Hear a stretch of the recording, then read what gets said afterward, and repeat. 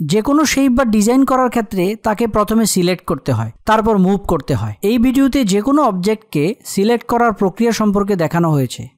Subscribe করুন হালাল IT tutor চ্যানেলটি এবং বেল আইকন চেপে রাখুন নতুন ভিডিওর খবর পেতে। মেহেরবানি করে ইসলামের নিষিদ্ধ কাজে গ্রাফিক্সকে ব্যবহার করবেন না। ইলাস্ট্রেটর ওপেন করার পরে সর্বপ্রথম যে টুলটি একদম উপরে দেখা যায় সেটা হচ্ছে সিলেকশন টুল। এই যে মাউস যদি এখানে আমরা নিয়ে যাই, এখানে দেখতে পারবো সিলেকশন টুল ভি মানে হচ্ছে ব্র্যাকেটে ভি দেখাচ্ছে, এটা হচ্ছে এটার শর্টকাট। অর্থাৎ সিলেকশন টুলের দ্বারাই আমাদের যে কোনো কাজ আমরা করতে সক্ষম হব। এখন সিলেকশন টুল কি কাজ করে এবং সিলেকশন টুল দিয়ে কি কি কাজ করা যায় সেটা আমরা দেখার চেষ্টা করব। এখন এই যে আর্টবোর্ড রয়েছে অর্থাৎ সাদা যে অংশ রয়েছে, এখানের মধ্যে আমাদের ডিজাইনটা আমরা তৈরি করব। যে কোনো শেপ বা যে কোনো জিনিস আমরা তৈরি করব এবং যখন আউটপুট দিব, এটাকে যখন ইমেজ হিসেবে বা অন্য একটা ডিজাইন হিসেবে যখন আমরা আউটপুট করব, তখন এই সাদা অংশ যতটুকু দেখাচ্ছে এতটুকু অংশ নিয়েই কিন্তু এটা সেভ হবে, আউটপুট হবে।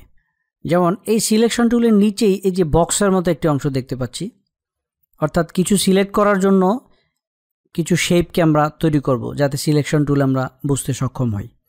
এটার নিচে এই যে বক্সের মতো একটি অংশ দেখতে পাচ্ছি, এটা হচ্ছে কি, এখানে মাউসটা যখন নিয়ে ধরবো আমরা, এখানে এটা শো করবে, এটার নাম এবং এটা ডিটেলস শো করবে। মাউসটা এখানে যখন নিয়ে যাব তখন রেক্ট্যাঙ্গেল টুল দেখাবে, অর্থাৎ রেক্ট্যাঙ্গেল টুল এনাবেল হওয়ার জন্য এখানে ক্লিক করব। ক্লিক করার মাধ্যমে দেখতে পাচ্ছি যে কার্সরের আইকন পরিবর্তন হয়ে গিয়েছে।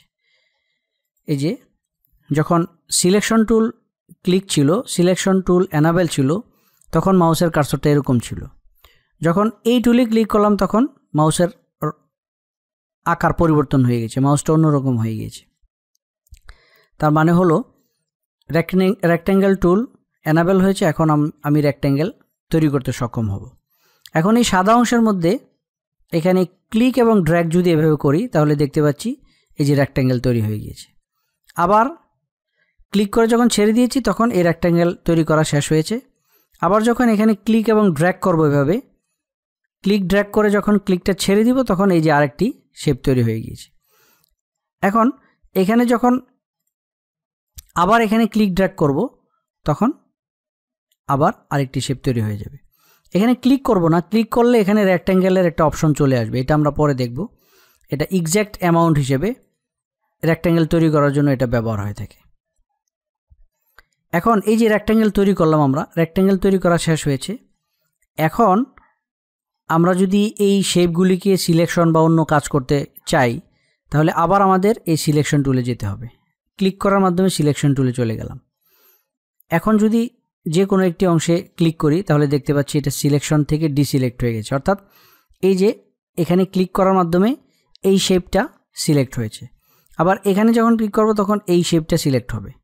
আবার এখানে ক্লিক করার মাধ্যমে এই শেপটা সিলেক্ট হবে। সিলেক্ট হওয়ার অর্থ হলো এই যে বাকিগুলি ডিসিলেক্ট এবং এটা সিলেক্ট কীভাবে বুঝলাম আমি, এই যে এটা একটা অন্যরকম রং ধারণ করেছে এবং এটার মধ্যে এই যে ছোট ছোট বক্স অ্যাড হয়ে গিয়েছে, তার মানে এই শেপটা সিলেক্ট হয়েছে এবং এটাতে ক্লিক করার মাধ্যমে এই শেপটা সিলেক্ট হয়েছে। এখন আমি যদি এটাকে স্থানান্তর করতে চাই, এভাবে ক্লিক এবং ড্র্যাগ করে যখন অন্য দিকে নিয়ে যাব তখন এটা স্থানান্তর হয়ে যাবে। এটাকে ক্লিক ড্র্যাগের মাধ্যমে বাম দিকে সরিয়ে দিলাম, এটা অন্য দিকে সরে গেল। এভাবে খুব সহজেই আমাদের যে কোনো একটি শেপকে তৈরি করে শেপকে স্থানান্তর করতে সক্ষম হব এই সিলেকশন টুল এনাবেল করার মাধ্যমে। এখন যদি এই সিলেকশন টুলের মধ্যে এখানে অনেকগুলি শেপ দেখতে পাচ্ছি, 4টি শেপ দেখতে পাচ্ছি। এখন যদি সবগুলি শেপকে একসাথে সিলেক্ট করতে চাই, এটা কিভাবে করব? এটা করার জন্য ঠিক যে কোনো একটি অংশে, যেমন বাম পাশ হতে পারে, এই উপরের এই অংশ হতে পারে, যে কোনো একটি অংশ থেকে যখন ক্লিক এবং ড্র্যাগ করে এভাবে টান দিব তখন এই সবগুলি শেপ সিলেক্ট হয়ে গিয়েছে।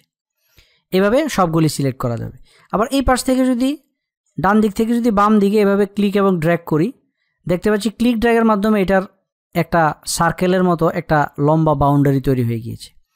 যখন ক্লিকটা ছেড়ে দিব তখন এই সবগুলি সিলেক্ট হবে। এভাবে সবগুলি সিলেক্ট করে আমরা আমাদের কাজ করতে সক্ষম হব। যেমন সবগুলি সিলেক্ট করে যদি কিবোর্ড থেকে ডিলিট প্রেস করি তাহলে সবগুলি ডিলিট হয়ে যাবে। এখন যদি কিবোর্ড থেকে কন্ট্রোল জেড প্রেস করি তাহলে আন্ডু হয়ে যাবে। আন্ডু মানে হলো আবার আগের অবস্থানে আমি চলে আসলাম।